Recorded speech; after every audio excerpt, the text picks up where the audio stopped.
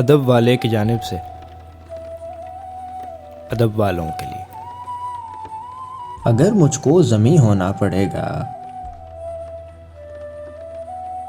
जहां तुम हो वहीं होना पड़ेगा। खुदा यकसानियत से थक न जाए, खुदा यकसानियत से थक न जाए। किसी को बेयकीन होना पड़ेगा।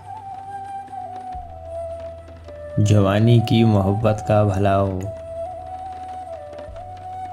मुझे बूढ़ा नहीं होना पड़ेगा।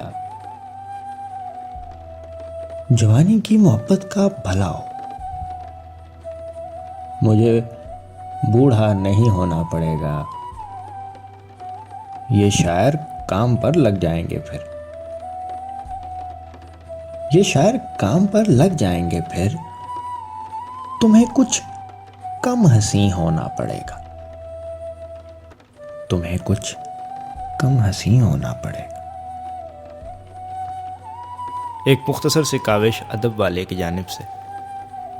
अगर आपको पसंद है तो हमारा YouTube चैनल ज़रूर सब्सक्राइब करें।